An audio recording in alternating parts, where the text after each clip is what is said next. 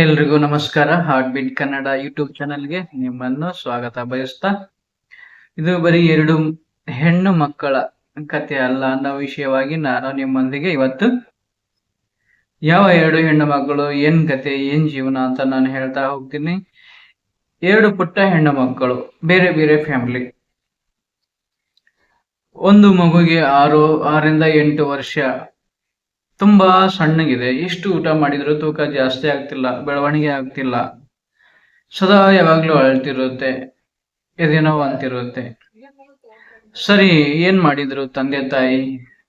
Heart ಹಾಸ್ಪಿಟಲ್ಗೆ ತೋರಿಸಿದಾಗ doctor ಹೇಳಿದ್ರು ಚೂರು ಹಾರ್ಟ್ ಪ್ರಾಬ್ಲಮ್ ಇದೆ, ಬಟ್ ಇದು ಹಾರ್ಟ್ಗೆ ಸಂಬಂಧಪಟ್ಟಿರ್ತಕ್ಕಂಥ ದೊಡ್ಡ ಒಂದು ಆಸ್ಪತ್ರೆಗೆ ಕರ್ಕೊಂಡು ಹೋಗಿ ಟ್ರೀಟ್ಮೆಂಟ್ ಕೊಡಿಸಿ ನಿಮ್ಮ ಮಗುವಿಗೆ ಅಂತ ಹೇಳಿದ್ದಾರೆ. ಆ ಒಂದು ತಂದೆ ತಾಯಿ ಬಡವರಾಗಿರ್ತಾರೆ. ಬೆಂಗಳೂರು ಅಂತ ಸಿಟಿಯಲ್ಲಿ ಹೋಗಿ ಆ ಮಗುಗೆ ಟ್ರೀಟ್ಮೆಂಟ್ ಕೊಡಿಸುವಷ್ಟು ಒಂದು ಆರ್ಥಿಕವಾಗಿ ಅವರು ಸದೃಢರು ಆಗಿರೋದಿಲ್ಲ.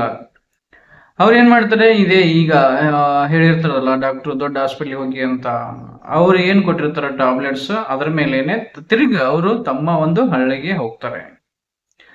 ಆದ್ರೆ ಅದರಿಂದ ಮಗು ಬೆಳವಣಿಗೆ ಆಗಲ್ಲ, ಅದು ಸಮಸ್ಯೆ ನಿವಾರಣೆ ಆಗಲ್ಲ. ಹಾರ್ಟ್ ಸಮಸ್ಯೆ ಇನ್ನು ದಿನೇ ದಿನೇ ಜಾಸ್ತಿ ಆಗ್ತಾ ಹೋಗುತ್ತೆ. ಇತ್ತ ತಂದೆ ತಾಯಿಗೆ ಬೆಂಗಳೂರಂತ ಸಿಟಿ ಕರ್ಕೊಂಡೋಗಿ ಟ್ರೀಟ್ಮೆಂಟ್ ಕೊಡ್ಸಕ್ಕೆ ಆಗ್ಲಿಲ್ಲ. ಕೊನೆಗೆ ಒಂದಿನ ಆ ಮಗು ಕೈ ಜಾರುತ್ತೆ, ಜೀವ ಕಳ್ಕೊಳ್ಳುತ್ತೆ. ಇಲ್ಲಿ ಯಾರದು ತಪ್ಪು? ತಂದೆ ತಾಯಿದು ತಪ್ಪ? ಹುಟ್ಟಿರೋ ಮಗುವಿನ ತಪ್ಪ? ಬಡತನದ ಮನೆಯಲ್ಲಿ ಹೆಣ್ಣು ಹುಟ್ಟಬಾರದು ಅಂತಾರೆ. ಇದಕ್ಕೇನಾ ಅಥವಾ ಇನ್ಯಾವುದಕ್ಕ? ಸಿಕ್ಕಾಪಟ್ಟೆ ಕಾರಣಗಳಿದಾವೆ, ಸಿಕ್ಕಾಪಟ್ಟೆ ಸಮಸ್ಯೆಗಳು ಇದ್ದಾವೆ. ಆ ಬಡ ತಂದೆ ತಾಯಿಗೆ ಬೆಂಗಳೂರಂತ ಸಿಟಿ ಕರ್ಕೊಂಡೋಗಿ ಟ್ರೀಟ್ಮೆಂಟ್ ಕೊಡ್ಸಕ್ ಆಗ್ಲಿಲ್ಲ. ಮಗುಗೆ ಹಾರ್ಟ್ ಪ್ರಾಬ್ಲಮ್ ದಿನೇ ದಿನೇ ಜಾಸ್ತಿ ಆಗಿ ಜೀವ ಕಳ್ಕೊಳ್ಳುತ್ತೆ. ಇದು ಒಂದು ಮಗುವಿನ ವಿಚಾರ. ಆದ್ರೆ ಇನ್ನೊಂದು ಮಗು ಇದೇ ತರನಾಗಿ 8 ರಿಂದ 10-11 ವರ್ಷ ಮಗು, ಆ ಮಗು ಕೂಡ ದಿನ ಅಳ್ತಿತ್ತು. ಅದು ಕೂಡ ಹೆಣ್ಮಗುನೇ, ಜೀವ ಕಳ್ಕೊಂಡಿರೋದು ಕೂಡ ಹೆಣ್ಮಗುನೇ. ಆ ಮಗುನು ಕೂಡ ಕೈಕಾಲು ಸಣ್ಣ, ಊಟ ಮಾಡ್ತಿರ್ಲಿಲ್ಲ, ಎಷ್ಟ್ ತಿಂದ್ರು ಕೂಡ ಹೊಟ್ಟೆಗೆ ಹತ್ತಿರ್ಲಿಲ್ಲ, ತೂಕ ಜಾಸ್ತಿ ಆಗ್ತಿರ್ಲಿಲ್ಲ. ಮಗು 10-12 ವರ್ಷ ಅಂತಾರೆ, ಆದ್ರೆ 5 ವರ್ಷ ಮಗು ತರ ಇತ್ತು. ಆ ತಂದೆ ತಾಯಿ ನನ್ನ ಹತ್ರ ವಿಚಾರಿಸಿದ್ರು, ನಮ್ಗೂ ಗೊತ್ತಾಗಲ್ಲ ಹಾಸ್ಪಿಟಲ್ ತೋರ್ಸೋದು, ಏನ್ ಮಾಡ್ಬೇಕು, ಮಗುವಿಗೆಲ್ಲ ತೋರಿಸ್ಬೇಕು ಅಂತ. ನಾನು ಹೇಳಿದ್ದೆ, ಸಮಸ್ಯೆ ಹಳೆ ರಿಪೋರ್ಟ್ ಎಲ್ಲ ಅವ್ರ ಹತ್ರ ಇತ್ತು, ಅದನ್ನ ನೋಡ್ಬಿಟ್ಟು ಹೇಳಿದ್ದೆ, ಸಮಸ್ಯೆ ಇದೆ ಇದರಲ್ಲಿ, ನೀವು ಚೆನ್ನಾಗಿರೋ ಹಾಸ್ಪಿಟಲ್ ತೋರಿಸಿ, ಟ್ರೀಟ್ಮೆಂಟ್ ಖಂಡಿತವಾಗ್ಲೂ ಇದೆ, ಡಾಕ್ಟರ್ಸ್ ಕೊಡ್ತಾರೆ. ಇನ್ನು ಮಗು ಚಿಕ್ಕದಿದೆ, ಭವಿಷ್ಯ ಇದೆ, ಈಗ್ಲೇ ಏನೇನಿದೆ ಪ್ರಾಬ್ಲಮ್ ಎಲ್ಲ ಒಂದು ನಿವಾರಣೆ ಮಾಡಿದ್ರೆ ಮಗುವಿನ ಭವಿಷ್ಯ ರೂಪಿಸ್ಬೋದು ಅಂತ ನಾನು ತಂದೆ ತಾಯಿನ ಹೇಳಿದೆ. ಆದ್ರೆ ಅವರು ನೆಗ್ಲೆಕ್ಟ್ ಮಾಡ್ತಾರೆ, ಮುಂದಕ್ಕೆ ಹಾಸ್ಪಿಟ್ಲ್ಗೆ ಹೋಗ್ತಿಲ್ಲ. ಈಗ್ಲೂ ಕೂಡ ಪ್ರಚಲಿತವಾಗಿ ಅವ್ರನ್ನ ನಾನು ಹೇಳಿದ್ದೆ, ಸಮಸ್ಯೆ ಇದೆ ನೋಡಿ, ಸಮಸ್ಯೆ ಇದೆ, ಡಾಕ್ಟರ್ ಅದರಲ್ಲಿ ಏನೆಲ್ಲ ಬರ್ದಿದ್ದಾರೆ ಫೈಲ್ ಅಲ್ಲಿ, ಅದನ್ನ ಮಾತ್ರ ನಾನು ಓದಿ ನೋಡಿ ಹೇಳಬಲ್ಲೆ. ಸಮಸ್ಯೆ ಅಂತ ಬರ್ದಿದ್ದಾರೆ, ನೀವು ಮಗುನ ದೊಡ್ಡ ದೊಡ್ಡ ಹಾಸ್ಪಿಟಲ್ ಕರ್ಕೊಂಡು ಹೋಗಿ ಟ್ರೀಟ್ಮೆಂಟ್ ಕೊಡಿಸಿದ್ರೆ ಮಗು ಬದುಕುತ್ತೆ, ಚೆನ್ನಾಗಿರುತ್ತೆ. ಇಲ್ಲ ದಿನೇ ದಿನೇ ಇನ್ನೂ ತೂಕ ಕಳ್ಕೊಳ್ಳುತ್ತೆ, ಮಗು ಪ್ರಾಬ್ಲಮ್ ಜಾಸ್ತಿ ಆಗುತ್ತೆ, ಕೊಟ್ಟಿರೋ ಟ್ಯಾಬ್ಲೆಟ್ ಇಂದ ಏನು ಪ್ರಯೋಜನ ಆಗಲ್ಲ. ಹಾರ್ಟ್ ಅಲ್ಲಿ ಹೋಲ್ ಇದೆಯೋ ಅಥವಾ ಹಾರ್ಟ್ ವೀಕ್ ಇದೆಯೋ ಅಥವಾ ಇನ್ನೇನೇನೆಲ್ಲ ಸಮಸ್ಯೆ ಇದೆಯೋ ಡಾಕ್ಟರ್ ಹೇಳ್ತಾರೆ. ದೊಡ್ಡ ಹಾಸ್ಪಿಟಲ್ಗೆ ಹೋದ್ರೆ ಎಲ್ಲ ಸಮಸ್ಯೆಗೂ ಪರಿಹಾರ ಸಿಗುತ್ತೆ. BPL ಕಾರ್ಡ್ ಇದ್ರೆ ಸರ್ಕಾರಿ ಆಸ್ಪತ್ರೆ, ಫಾರ್ ಎಕ್ಸಾಂಪಲ್ ಜಯದೇವ ಬೆಂಗಳೂರು ಅಂತಲ್ಲೆಲ್ಲ ಫ್ರೀ ಟ್ರೀಟ್ಮೆಂಟ್ ಕೊಡ್ತಾರೆ ಅಂತ ನಾನೆಲ್ಲ ಅವರಿಗೆ ವಿವರಿಸಿ ಹೇಳಿದೆ. ಆದ್ರೆ ಅವರು ಕೇಳಕ್ ರೆಡಿ ಇಲ್ಲ. ಬೆಂಗಳೂರಿಗೆ ಯಾರು ಹೋಗೋರು, ನಮ್ಗೆ ಏನ್ ಗೊತ್ತಾಗಲ್ಲ, ನಮ್ ಜೊತೆ ಯಾರು ಬರಲ್ಲ, ಬೆಂಗಳೂರಂತ ಸಿಟಿ ಎಲ್ಲಿದೆಯೋ ಗೊತ್ತಿಲ್ಲ ನಮ್ಗೆ ಅಂತ. ಈಗ್ಲೂ ಪ್ರಚಲಿತವಾಗಿ ಸದ್ಯಕ್ಕೆ ಆ ಮಗು ಹಠ ಮಾಡ್ತಾ ಇರುತ್ತೆ, ಅಳ್ತಾನೆ ಇರುತ್ತೆ. ಟ್ಯಾಬ್ಲೆಟ್ ಅಂತ ಒಂದ್ ಕೊಡ್ತಿದ್ದಾರೆ, ಅದರಿಂದ ಏನೋ ಪ್ರಯೋಜನ ಇಲ್ಲ.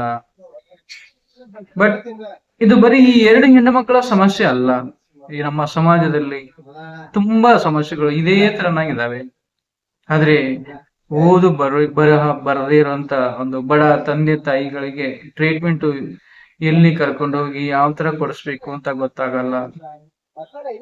ಸೊ ನಾನ್ ನಿಮ್ಗೆ ಏನ್ ಹೇಳ್ತಿದ್ದೀನಿ, ಈ ತರ ನಿಮ್ಮ ಅಕ್ಕಪಕ್ಕದಲ್ಲಿ ಯಾರಾದ್ರೂ ಇದ್ರೆ, ಬರೀ ಹೆಣ್ಮಕ್ಳು ಅಂತ ಏನಲ್ಲ, ಗಂಡ್ಮಕ್ಳು ಅಂತ ಏನಲ್ಲ, ಯಾರೇ ಆಗಿರ್ಲಿ ಅವರಿಗೆ ಸಮಸ್ಯೆ ಅಂತ ಬಂದ್ರೆ ನಿಮಗೆ ಆದಷ್ಟು ಸಹಾಯ ಮಾಡಿ. ಯಾವ ಒಂದು ಹಾಸ್ಪಿಟಲ್ಗೆ ಹೋದ್ರೆ ಈ ಸಮಸ್ಯೆಗೆ, ಈ ರೋಗಗಳಿಗೆ ಒಂದು ಪರಿಹಾರ ಒದಗುತ್ತೆ, ಸಿಗುತ್ತೆ, ಅದನ್ನ ನೀವು ಅವ್ರಿಗೆ ಹೇಳ್ಬೇಕು. ಒಂದು ಸಾಮಾಜಿಕ ಕಳಕಳಿ ನೀವು ನಿಮ್ಮಲ್ಲಿ ಅಳವಡಿಸ್ಕೊಂಡಿದ್ದೆ ಆದ್ರೆ ಈ ತರ ಯಾರೇ ಇರ್ಲಿ, ಅವರು ನಿಮ್ಮ ಶತ್ರುಗಳೇ ಇರ್ಲಿ, ನಿಮ್ಮ ವೈರಿಗಳೇ ಇರ್ಲಿ, ನಿಮ್ಮ ಬಂಧು ಬಳಗನೇ ಇರ್ಲಿ, ಯಾರಾದ್ರೂ ಇರ್ಲಿ, ಸಮಸ್ಯೆ ಅಂತ ಗೊತ್ತಾದ್ರೆ ಟ್ರೀಟ್ಮೆಂಟ್ ಕೊಡಿಸಿ. ಯಾಕಂದ್ರೆ ಹಳೆಯ ಕಾಲದಲ್ಲಿ ಹಿರಿಯರು ವಯಸ್ಸಾದವರಿಗೆ ಹಾರ್ಟ್ ಪ್ರಾಬ್ಲಮ್ ಆಗ್ತಿದೆ. ಈಗ ಹೊಟ್ಟೆಯಿಂದ ಹುಟ್ಟೋ ಟೈಮಲ್ಲೇ ಹಾರ್ಟ್ ಅಲ್ಲಿ ಹೋಲು, ಹಾರ್ಟ್ ವೀಕ್ ಸಮಸ್ಯೆಗಳು ತಗೊಂಡೇ ಮಗು ಹುಡ್ತಿದೆ. ಇಂಥ ಬಡತನದ ಮನೆಯಲ್ಲಿ ಹುಟ್ಟಿದ್ರೆ ಆ ಸಮಸ್ಯೆ ಕೇಳೋರು ಯಾರು, ಟ್ರೀಟ್ಮೆಂಟ್ ಕೊಡಿಸೋರು ಯಾರು, ಪರಿಹಾರ ಸಿಗೋದಿಲ್ಲಿ. ಸೊ ಹೀಗಾಗಿ ನಾನು ಇವತ್ತು ಈ ಬರೀ 2 ಹೆಣ್ಣು ಮಕ್ಕಳು ಅಷ್ಟೇ ಅಲ್ಲ ಅನ್ನೋ ಒಂದು ವಿಚಾರವಾಗಿ ನಾನು ನಿಮ್ಮ ಜೊತೆಗೆ ಈ 2 ಹೆಣ್ಣು ಮಕ್ಕಳ ನೋವು ನಿಮ್ಮೊಂದಿಗೆ ಶೇರ್ ಮಾಡ್ಕೊಳ್ತಿದ್ದೀನಿ. ಆ 2 ಕುಟುಂಬದ ತಂದೆ ತಾಯಿ ಓದು ಬರಹ ಗೊತ್ತಿಲ್ಲದವರು, ಆ 2 ಕುಟುಂಬದಲ್ಲಿ ಹುಟ್ಟಿರೋ ಆ 2 ಹೆಣ್ಣು ಮಕ್ಕಳಿಗೆ ಸಮಸ್ಯೆ ಸೇಮ್.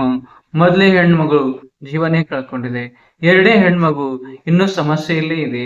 ನಾನು ಹೇಳಷ್ಟು ಹೇಳಿದ್ದೀನಿ, ಆದ್ರೆ ಒತ್ತಾಯ ಮಾಡಿ ಹೇಗೆ ಹೇಳಕ್ಕಾಗತ್ತೆ?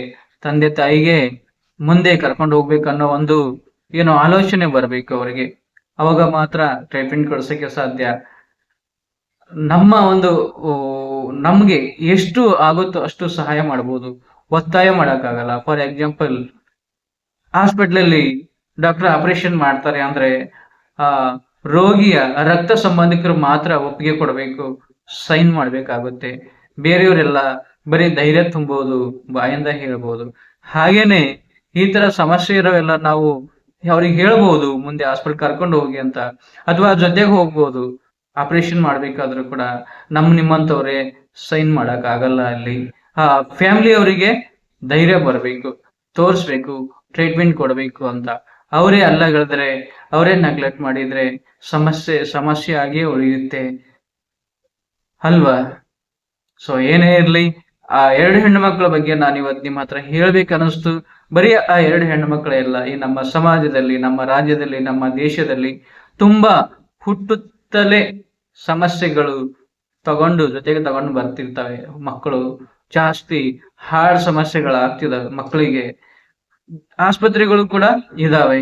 ಓಡಾಡಿ ಟ್ರೀಟ್ಮೆಂಟ್ ತಗೋಬೇಕು, ಟ್ರೀಟ್ಮೆಂಟ್ ಕೊಡಿಸ್ಬೇಕು.